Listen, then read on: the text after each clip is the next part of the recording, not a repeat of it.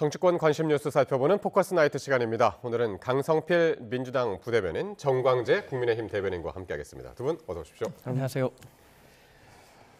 네, 오는 18일로 예정됐던 이재명 대통령의 공직선거법 위반 사건 파기환송심 재판이 연기됐습니다. 서울고등법원이 헌법 84조에 따른 조치다라고 설명을 했는데요. 먼저 어떻게 들으셨나요, 이 소식?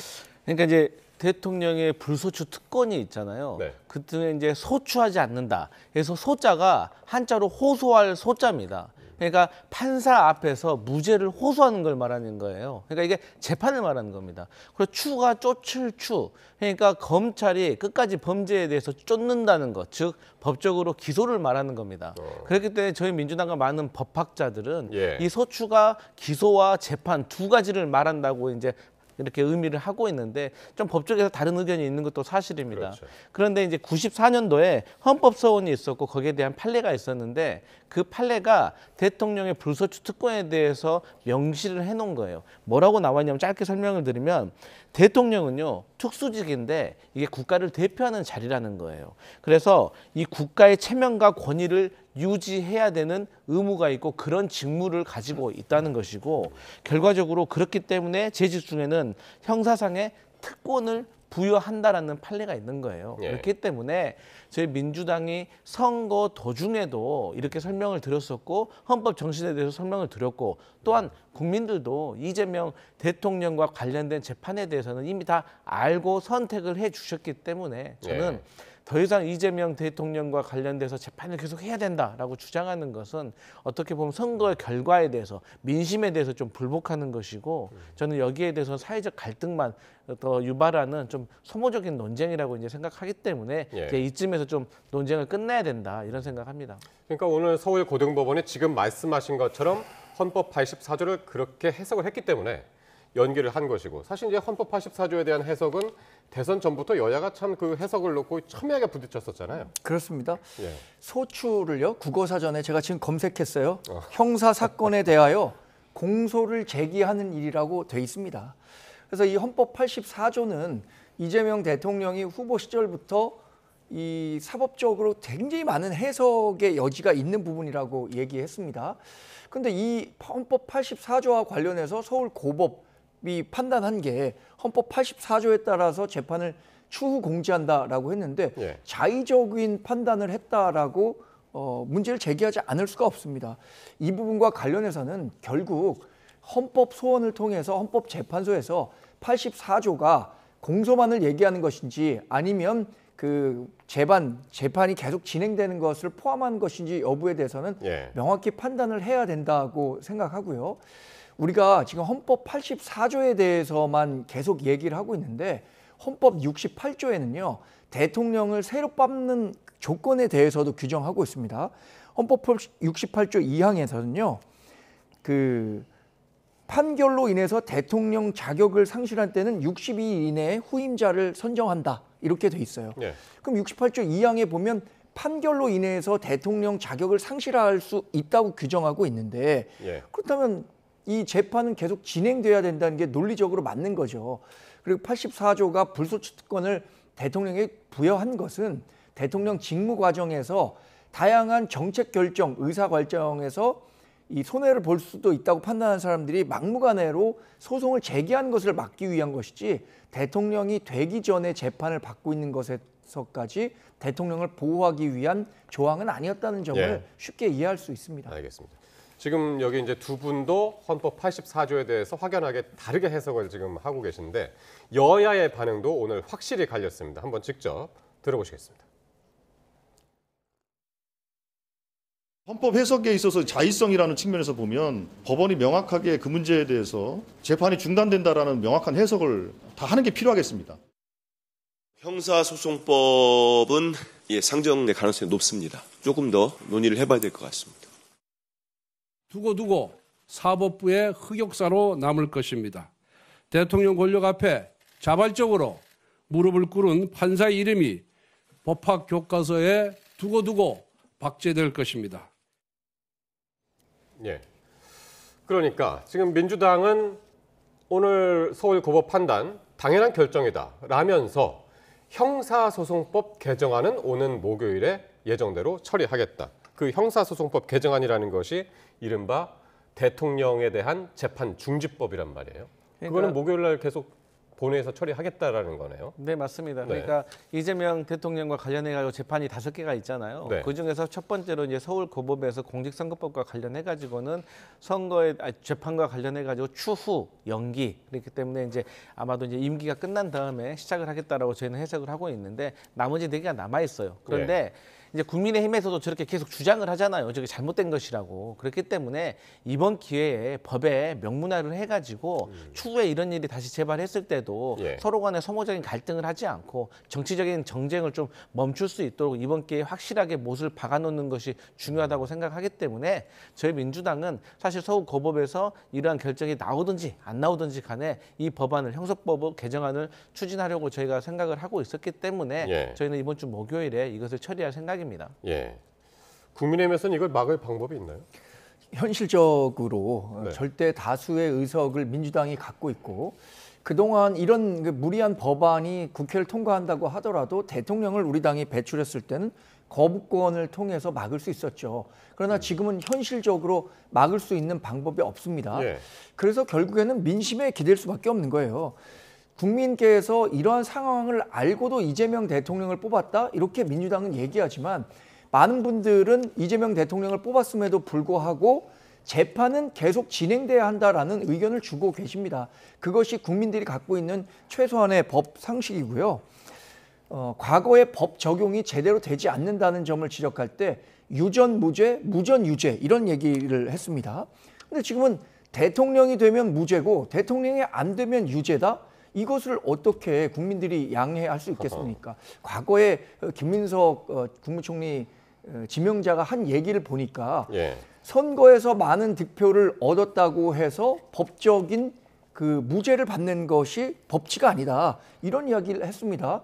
이번에 이재명 대통령이 선거를 통해서 대통령이 됐지만 그것으로 인해서 이 법원의 판단이 달라질 수 있다면 그것은 진정한 의미의 법치가 아니겠죠. 이런 것을 알고 대통령으로 이재명 대통령을 선택했다라고 보지는 않습니다.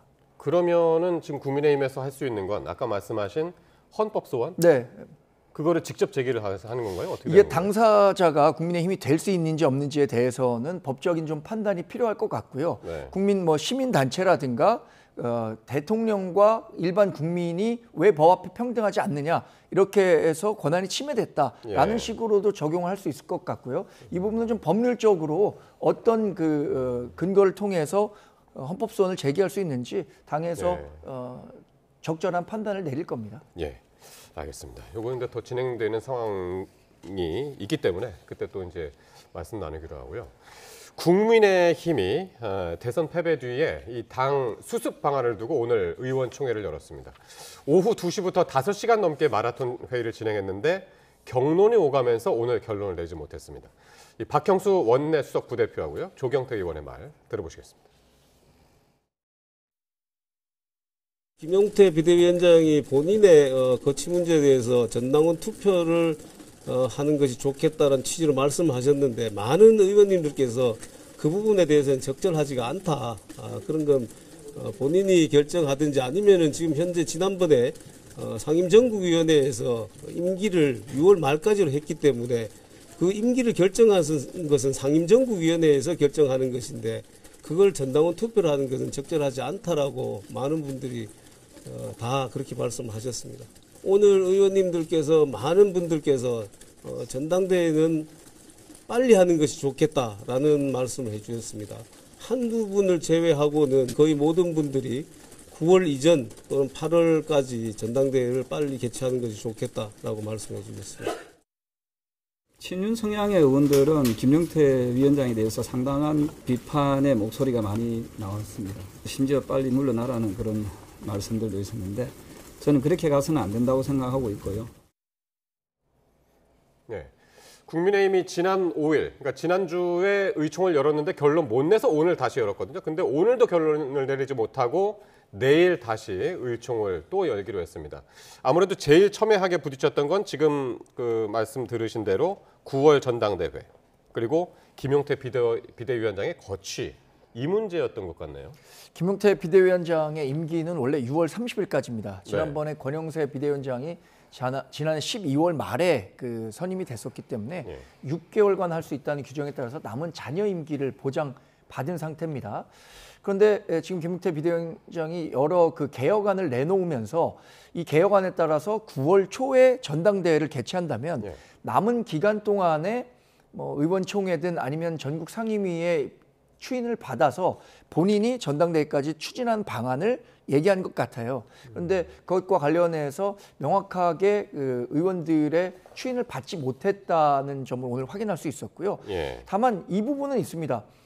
9월 초까지 전당대회를 개최하겠다고 했는데 지금 박형수 원내수석이 얘기했던 것처럼 많은 의원들이 9월 초, 그러니까 빨리 그 전당대회를 개최하는 게 좋겠다라고 했으니까 전당대회와 관련해서는 의원분들의 공감대가 형성됐다. 그러면 이제 어떤 식으로든 비대위나 혁신위 같이 비정상적인 지도체제가 아니라 전당대회를 통한 당대표를 뽑는 것이 우리 당의 쇄신과 환골 탈퇴에는 도움이 된다라는 점에 대해서는 공감대를 형성한 것이 성과라면 성과겠죠. 그런데 나머지 현안과 관련해서는 뭐 이견들이 많다 보니까 내일 다시 한번 만나서 결론을 내보자, 이렇게 잠정 결론을 내렸습니다. 예. 그러니까 전당대회는 사실 그동안 알려진 바로는 친윤계에서는 뭐 좀 나중에 전당대회를 열자. 그 중간에 관리형이든 뭐 쇄신형이든 비대위를 다시 한번 꾸리고 그 비대위가 준비하는 전당대회를 연말쯤 열자, 이렇게 알았었는데. 그렇습니다. 근데 그게 이제 가능하면 빨리 열자라는 쪽으로 이게 의견이 모아졌다. 네, 오늘 의원총회에서는 이렇게 연말까지 가는 것이 바람직하지 않다. 조금이라도 일찍 전당대회를 개최하는 것이 좋다는 공감대를 형성한 거고요. 일부 몇 명의 의원들이 뭐 연말까지 시간을 갖고 당을 좀 추스린 다음에 전당대회를 여는 것이 지금 분열된 당을 추스리는 데는 도움이 될 것이다라는 의견을 주신 분들이 있지만 대부분의 의원분들은 전당대회를 조기에 여는 것이 지금의 위기를 극복하는 데 도움이 될 것이다라고 판단을 한 거죠. 어떻게 보셨나요? 오늘 전당대회, 국민의힘 전당대회 예상을 하신 대로 흘러갔나요? 어떻게 보셨나요? 아니 뭐 사실 저희가 뭐 국민의힘의 뭐 지도부가 어떻게 꾸려지는 것에 대해서는 그렇게 저희가 뭐 관심 있게 보고 있지는 않지만, 근데 이제 통상적으로 정치 문법을 보면 우리가 대통령 선거라든가 총선이라든가 큰 선거에서 패배를 하잖아요. 그러면 이제 지도부는 당연히 물러나는 게 지금까지 관례였습니다. 그리고 이제 지도부가 물러나서 상황에 따라서 비대위를 꾸려가지고 조금의 시간을 갖든지, 아니면 그 비대위가 관리형으로 가든지, 아니면은 새로운 전당대회를 준비하는 역할을 하든지 둘 중 하나로 하는 거잖아요. 근데 국민의힘 같은 경우는 언제부터인가 계속해서 비대위가 연결되는 것 같아요. 비대위 다음에 또 비대위, 그다음 또 비대위, 이런 것들이 전혀 국민들이나 당원들 보기 좋지 않은 것 같아요. 그리고 이제 선거에서 패배하면 원래 내홍이 있기 마련입니다. 그건 저희 민주당도 그랬고 국민의힘의 전신들도 다 그랬습니다. 그러면 이런 것들을 수습하려면 새로운 리더십이 서야 되잖아요. 민주적인 절차에 의해서. 그게 제가 봤을 때는 전당대회라고 생각을 해요. 그런데 이 전당대회에 출마를 하시는 분들이 그래도 그 조기 대선을 만들어낸 이 윤석열 전 대통령과 뜻을 함께 하셨던 분들은 좀 물러나야죠. 그리고 비교적 계엄에 대해서 잘못됐다라고 지적을 하시고 또 윤석열 전 대통령이 탄핵되어야 한다라고 이 국민의 눈높이에 맞게 소극적이나마 그렇게 주장을 하셨던 분들이 국민의힘의 전당대회를 통해서 당권을 가져가는 것이 저는 의석수가 부족한 국민의힘이 국민에게 그야말로 민심에 경청하고 민심을 얻고 갈 수 있는 유일한 방법이라고 생각을 하거든요. 그래서 저는 그 국민의힘이 지금 어차피 김용태 비대위원장 말고 뭐 보내고 또 다른 비대위원장을 모셔오면 괜히 또 이 계파에서 추천했니 저 계파에서 추천했니 그런 소리 나오니까 그냥 김용태 비대위원장이 중립적이고 공정하게 전당대회를 준비하고 또 9월 달쯤에 전당대회를 열어서 저는 새로운 인물이 선출이 돼서 비대위를 종료시키고 새로운 지도 체제를 만들어 나가는 것이 국민의힘의 어떤 내부 갈등에 도움이 되지 않을까 생각합니다. 그러니까 오늘 조금이라도 의견이 모아진 것은 전당대회가 9월 초든 8월 말이든 일찍 하자라는 부분 모아졌고, 그럼 그 전당대회까지 김용태 지금 현 비대위원장이 계속 갈 것이냐, 아니면 비대위원장을 바꿔서 갈 것이냐, 아니면 새로운 원내대표가 비대위원장 그렇습니다. 뭐 권한 대행을 해가지고 갈 것이냐. 뭐 세 그 가지 문제가 방법이 남았겠네요. 있겠죠. 지금 예. 말씀하신 것처럼 김용태 비대위원장이 다음 전당대회까지 관리하는 네. 임기를 보장해 줄 것이냐. 그것에 대해서 의원총회에서 공감대를 형성할 수 있느냐가 있겠고요. 네. 다음 방법은 새로운 비대위원장, 관리형 비대위원장을 새로운 원내대표가 추천해서 전국 상임위원회에서 추인을 받는 과정이 있겠죠. 예. 지난해 전당대회가 있을 때는 황우여 비대위원장이 와서 약 2개월 반 정도만 당의 지도체제를 구성했었습니다.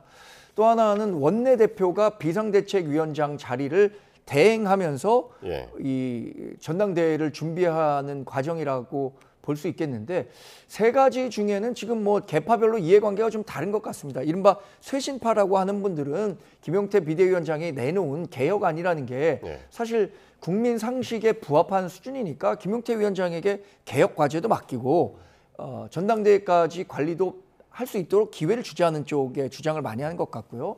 구주류인 친윤계로서는 원내대표를 뽑은 후에 원내대표가 이런 그 지도 체제에 관해서 책임을 지고 다시 한번 상임위에 의결을 받는 것이 좋겠다라고 네. 얘기를 하고 있는 거죠. 지금 강성필 의원님 말씀하신 것처럼 어려울 때는 저는 정치 상식으로 돌아가야 된다고 생각하거든요. 예. 민주당에서 지금 조언하신 게 뭐 대부분의 경우에 우리 당에서 조언하는 부분을 우리가 받아들일 수 없는 부분이 많은데 지금 말씀하신 내용은 저는 우리 당이 상식적으로 받아들일 만한 내용이 많다고 생각합니다. 예. 근데 이제 워낙 그 내부에서 이해관계나 계산이 좀 다르기 때문에 오늘도 이제 결론을 내리지 못했는데 이거 하나만 좀 하나 더 짚고 넘어가죠. 이제 5대 개혁 안에 있는 거였는데 대선 후보 교체 과정에 대한 진상규명. 네. 이건 어떻게 오늘 논의가 되었나요? 이것은 대부분의 의원들이 당무감사로 해결할 수 있는 문제가 아니다. 당무감사는 부적절하다는 의견을 주셨기 때문에 네. 사실상 물 건너간 카드가 아닌가 싶습니다. 그런 결정을 내리게 된 배경에 대해서는 저는 그때 당시에 의총을 열어서 후보 결정과 관련해서는 비대위원회, 그러니까 당 지도부의 모든 권한을 일임한다라고 의결을 했었거든요. 그러니까 본인들이 비대위 지도부의 그 의결을 일임했었는데 그 일임했던 내용이 일정 부분 문제가 있다고 해서 당무감사를 한다는 것은 또 본인들의 책임으로 갈 수 있기 때문에 예. 당무감사로까지 진상을 규명하는 것은 적절치 않다. 이미 또 지난 일이니까 이게 뭐 당내 갈등의 새로운 요소가 될 수 있다는 점에서 부정적인 의견들을 낸 의원들이 많다고 봐야겠죠. 예. 그래서 이제 그러면은 그 후보 교체 과정에서 거기 진상 규명을 하는데 그럼 그 조사 대상은 누구냐?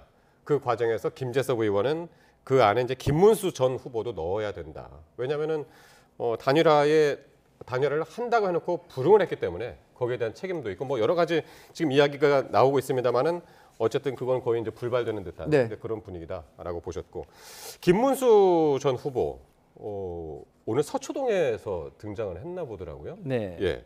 이른바 이제 윤어게인 집회에 나타났다. 이건 어떤 이야기였습니까? 그러니까 이제 뭐 김문수 전 후보가 뭐 아시는 지인의 어떤 병문안을 가는 길에 네. 그 윤어게인 뭐 집회가 있어가지고 예. 뭐 인사를 하길래 뭐 인사하는 뭐 손을 흔들었다 뭐 요 지금 정도라고 나오네요. 네 예. 맞습니다. 마을버스 차량에서, 안에서. 네 그렇습니다. 이제 그런 건데 거기에 대해서 이제 뭐 김문수 전 후보가 윤어게인 그 집회에 참석을 해서 같이 활동을 했다라는 식으로 조금 와전된 면이 있는 것 같아요. 그래서 예. 제가 이제 정확한 사정은 잘 모르지만 지금 사진상으로 봤을 때는 김문수 전 후보가 그냥 버스 타고 지나가다가 인사하니까 예. 같이 해맑게 손 흔드는 걸로 저는 이번 이렇게 손 흔드는 걸 보이기 때문에 좀 과도한 억측인 것 같은데 그렇기 때문에 김문수 전 후보 같은 경우는 예. 당분간은 좀 행동에 좀 자제해야 돼요.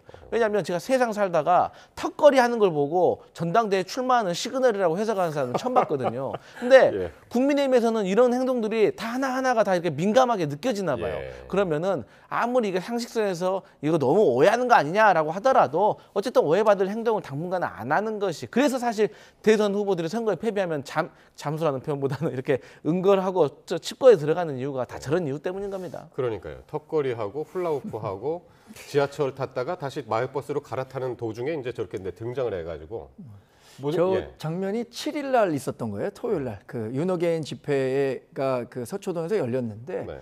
지금 김문수 후보 측에서 설명한 거를 보면 서초동 인근에 대형 병원이 있습니다. 거기에 김문수 후보의 형님이 입원하셔서 서초역에서 내려서 버스를 타고 병문안을 가는 길에 지지자분들이 알아보고 손을 흔들었기 때문에 뭐 이런 구체적인 설명을 내놨더라고요. 예.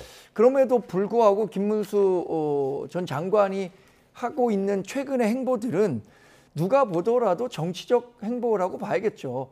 뭐 턱걸이 하는 것에 대해서 출마 의사가 있는 것 아니냐라고 해석하는 것도 본인이 건재하다, 이렇게 체력적으로 건강하다라는 것을 보여줬다는 측면이 있고, 예.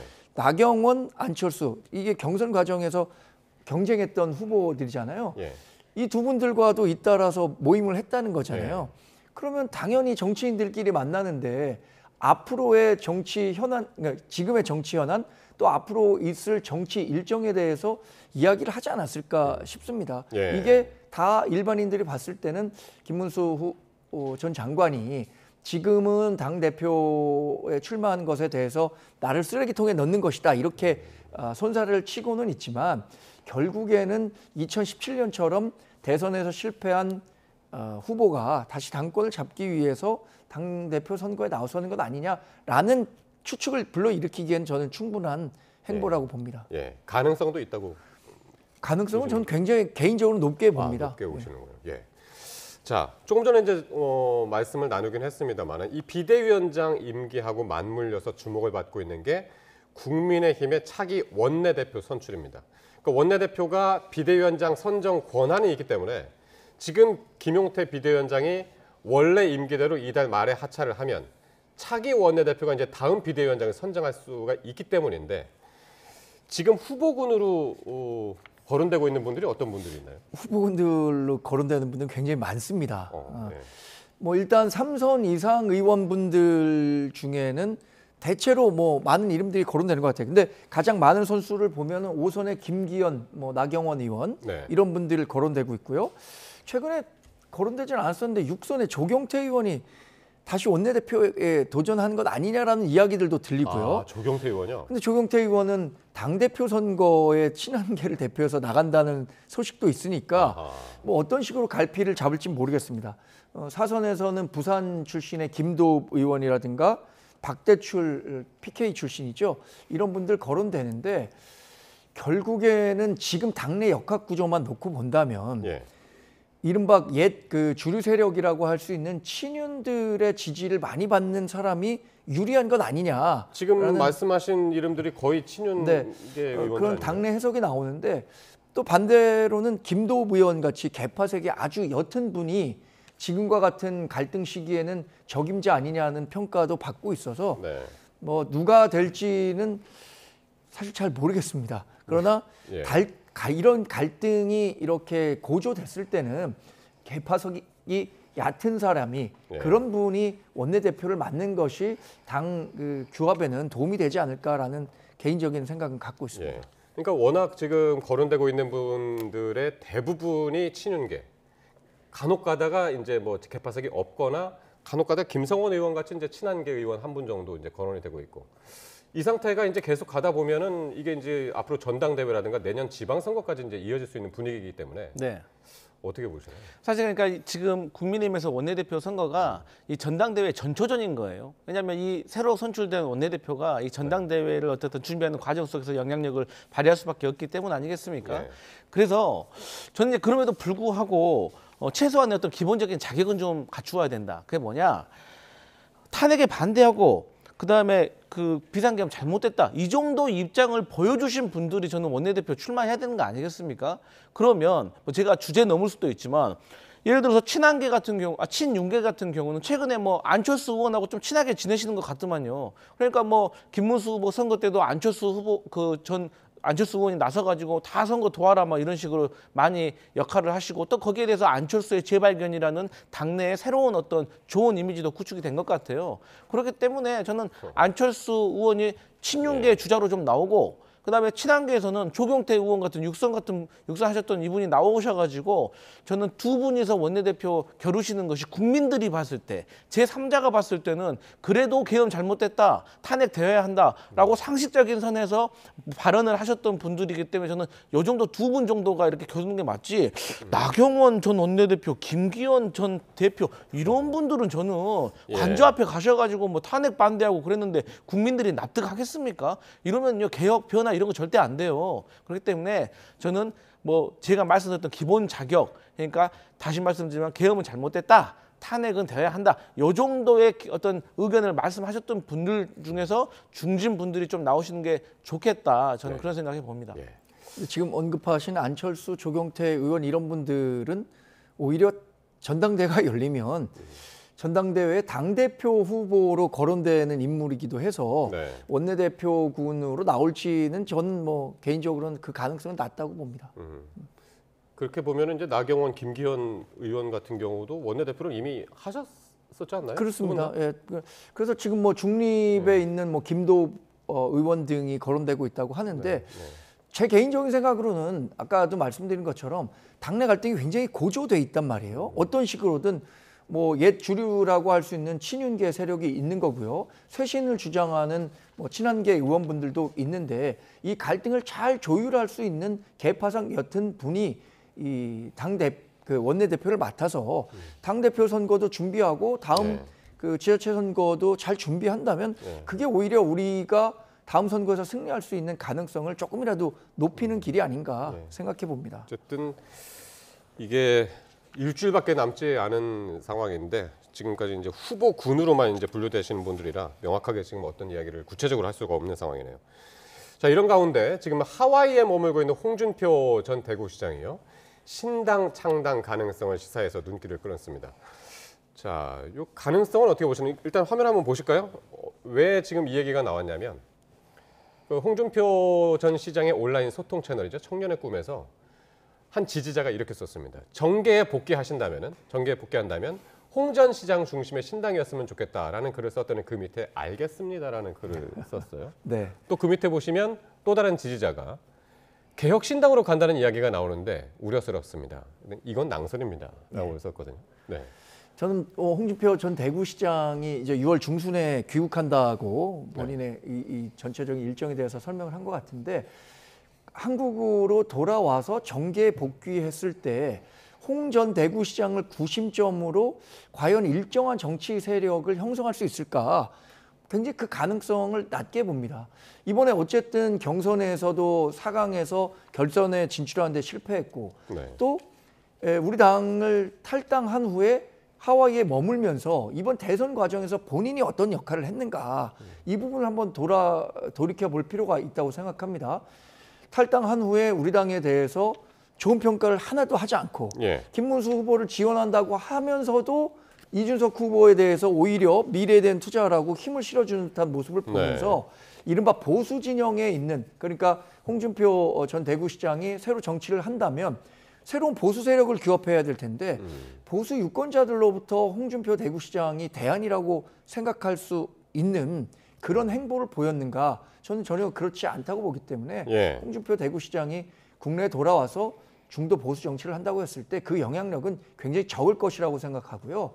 또 하나는 상당히 그 앞으로 미래 권력을 창출할 수 있다는 기대감이 클 때 제3당이든 새로운 정치 세력이 형성될 수 있을 것이라고 보는데, 홍준표 전 대구시장이 앞으로 그러면 5년 후에 대선이든 여러 가지 측면에서 정치적 구심력을 발휘할 수 있느냐, 저는 그 가능성은 굉장히 낮게 보고 있습니다. 어쨌든 그 정계 은퇴를 선언하고 이제 하와이로 갔다가 하와이에서는 이제 그 대선이 끝나면 돌아가겠다라고 이제 이야기를 한 상태에서 이런 글이 이제 등장을 했기 때문에 어떻게 보시나요? 그 가능성, 신당 창당 가능성? 저는 이제 우리 정광재 대변인과 똑같은 생각입니다. 결과적으로 홍준표 전 대구시장은 이 보수 재개편에서 어떤 영향력을 발휘하기가 힘들 겁니다.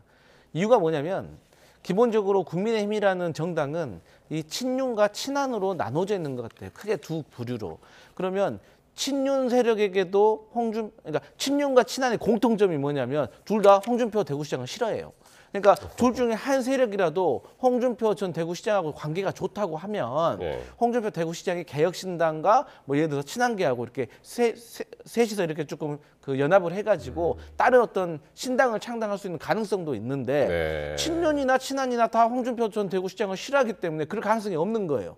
그런다고 해서 3석짜리 개혁신당 가지고 어떻게 보수 재개편이 되겠습니까? 네. 대선에 도전한다는 게 그게 말이나 되겠습니까? 그렇기 때문에 저는 홍준표 전 대구시장이 한국에 복귀를 돌아오신다고 하셔도 저는 그 보수 정치에서 어떤 구심점 역할을 하기에는 조금 어려운 상황이다 이렇게 보여집니다. 예. 자, 이제 민주당 얘기인데요. 민주당 원내대표 선출은 정말 얼마 안 남았습니다. 네. 이번 주 금요일이죠? 맞습니다. 네. 저 이제 민주당 원내대표로는 2분이 이제 입후보를 하셨어요. 예, 한 분은 이제 서영교 여성 의원이시죠. 만약에 서영교 의원이 원내대표에 당선이 되신다고 하면 아마 제 기억으로는 민주당에서 첫 여성 원내대표라는 큰 의미가 있을 것 같아요. 그리고 이제 제가 이제 원내대표 보좌관을 한번 해봤는데 원내대표는 원내대표를 하기 전에 원내 수석 부대표를 해보는 경험이 상당히 중요한 것 같아요. 그러니까 이 원내 수석 부대표끼리 사실 정말 실질적인 어떤 실무를 조율하는 역할을 하고 그 조율이 끝난 과정 속에서 원내대표가 마지막에 점을 찍는 것이거든요. 예. 그런 차원에서 서영교 의원이 원내대표가 된다면 첫 여성 원내대표 그리고 원내 수석 부대표의 경험이 있기 때문에 상당히 실무에 능할 것으로 보고 있고 예. 또 이분이 어쨌든 이재명 지도부에서 최고위원을 하셨기 때문에 이재명 대통령과도 호흡이 잘 맞을 것이다 라고 생각을 합니다. 그리고 두 번째로는 김병기 의원인데 이번이 국정원 출신입니다. 그래서 상당히 조용하고 튀지가 않지만 예. 일 처리가 깔끔하다고 당내에 정평이 나 있습니다. 아하. 그리고 이분도 수석 사무부총장의 경험이 있기 때문에 당내 살림살이에 대해서 상당히 잘 알고 있습니다. 예. 그리고 이 여당일 때는 당대표보다 원내대표의 역할이 상당히 중요합니다. 왜? 대통령의 역전 사업을 국회에서 야당과 협치를 이뤄서 원만하게 관철해 나가는 역할을 해야 되기 때문에 공격력이 강한 그런 분보다는 조용한 리더십으로 야당과 협치를 하고 설득을 잘할 수 있는 그런 예. 리더십이 필요하다는 당내 의원들의 의견도 있기 때문에 그렇군요. 두 분의 장단점이 서로 너무나도 명확하다. 예. 그런데 여기서 변수는 두 분이 박빙의 승부를 가게 된다면 저희가 처음으로 다 권리당원 투표를 20% 반영을 하기로 했어요. 예. 이걸 표로 환산을 하면 현역 의원 34분의 표가 되는 거거든요. 그렇기 때문에 박빙 승부일 때는 이 권리당원의 표가 상당히 승부수를 갈 수 있는 변수가 될 것이다. 이렇게 알겠습니다. 보여집니다. 자, 지금 이제 김병기 의원, 서영교 의원이 이제 모두 원내대표에 이제 도전장을 내밀었고, 근데 이 두 분의 공통점이 하나가 이제 친명계, 예, 친명. 근데 이제 지난 토요일 날 이재명 대통령이 민주당 지도부하고 이제 한남동 공간에서 만찬을 함께 했습니다. 20여 명하고. 근데 김병기 의원, 서영교 의원하고는 또 따로 사진을 찍었는데 한번 사진 있으면 같이 보시죠. 자, 이렇게 세 분이 나란히 앉아서 이재명 대통령이 가운데 앉고 양손을 잡고 이제 밝게 웃으면서 이제 그 찍었는데 네. 과연 이재명 대표의 마음은 어디에 가 있느냐? 이게 관심이었거든요. 지금 사실 뭐 민주당의 친명계가 아닌 의원 손을 꼽을 수 있는 거 아닌가요? 더군다나 원내대표 선거에 나온다고 할 정도의 분이면 예. 본인이 더 이재명 대통령의 마음을 잘 안다. 이재명 대통령의 성공을 위해서 내가 더 분골 쇄신할 수 있다. 아마 이 합동 토론회에서 엄청나게 그걸 강조할 겁니다. 그래서 이른바 명심이 자기에게 있다라는 것을 강조하려고 할 건데 예.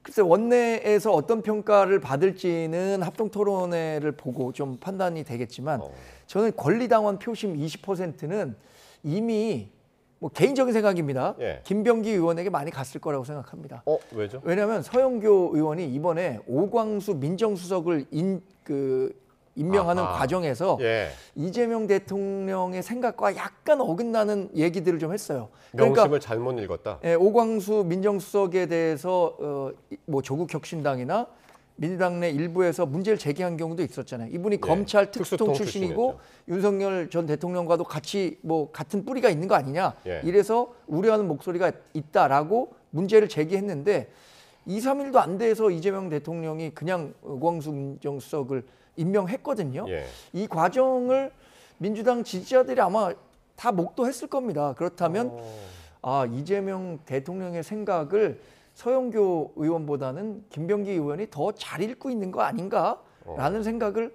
할 것 같습니다. 제가 만약에 민주당 당원이라면. 네. 그러니까 신박한 사진상으로는 해석인가요? 정말 이재명 대통령이 어느 한쪽으로도 몸이 정말 저도 자세히 봤는데 네. 기울어지지도 않고요. 네. 양 옆에 있는 분들만 이제 이재명 대통령 쪽으로 이제 약간 기울어져 있고. 근데 지금 저희 당에게 제일 중요한 거는 명심보다 당심이고 당심보다 더 중요한 건 민심이거든요. 네. 그리고 저희 당이 그야말로 대통령의 결정에 대해서도 당에서도 할 말은 할 수 있다는 당내 민주화. 우리는 수직적인 관계가 아니라 수평적인 관계. 그리고 이재명 대통령이 강조하시는 당과는 대화는 하되 간섭하지 않는다. 이 어떤 시그널에 대해서 제대로 보여주는 것이 저는 서영교 원내대표 후보자의 발언이었다고 생각을 해요. 그렇기 때문에 저는 오히려 이러한 부분에 있어서 현역 의원들이 오히려 더 대통령에게 할 말도 할 수 있는 거 아니냐 이런 얘기 할 수도 있는 거거든요. 그래서 예. 표가 더 갈 수도 있는 거고 예. 우리 정광재 대변인도 잘 아시겠지만 세상에서 제일 어려운 선거가 원내대표 선거입니다. 왜냐하면 원내대표 선거 아시다시피 현역 의원들이 주축이 돼서 선거 투표를 하는 거잖아요. 네. 며느리도 모릅니다. 그렇기 때문에 저는 이 선거는 끝까지 가봐야 한다. 예. 명심이 결정하는 선거가 아니다. 이렇게 보여집니다. 그러니까요. 이게 원내대표 선거는 진짜 원내 의원들이 원래 투표해서 이제 하던 거였는데 올해부터 민주당에서는 20%의 권리 당원 표심이 작동을 하는데 이게 변수가 될 수 있을까? 아까 말씀하신 대로 이제 권리 당원의 숫자를 놓고 보면은 이게 의원 34명 새로운 네 표의 가치가 있다. 가치가 있다. 네. 예, 그게 어떤 변수가 될지 보고 이게 앞으로 어떤 그 절차가 남아 있나요? 저 원내대표 선출까지? 이제 저희가 이제 그 당원 권리 당원들이 네. 이제 목요일 금요일 날 온라인으로 이제 투표를 하고요. 네. 현역 의원들은 금요일 날 현장 투표를 해가지고 결정이 됩니다. 예, 합동 토론회는 어디서 하는 건가요? 근데 이제 그 회의 장소에서 뭐 결정된 장소에서 하기로 했는데 네. 뭐 장소가 이제 중요한 것보다는 이 대화를 통해서 이 토론을 통해서 짧은 대화입니다 사실상. 네. 그래서 네. 여기서 어떤 비전을 제시하는가 그리고 팁으로 제가 알려드리면 원내대표 후보자들이 원내대표 선거가 9시에 있다면 8시 50분에 의원들에게 문자를 보내야 됩니다. 이게 상당히 마지막에 마음에 흔들릴 수 있는 그런 동력이 될 수 있다는 점을 참고로 알려드립니다. 예.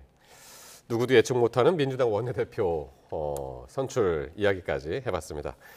지금까지 강성필 민주당 부대변인 그리고 정광재 국민의힘 대변인과 함께했습니다. 두 분 고맙습니다.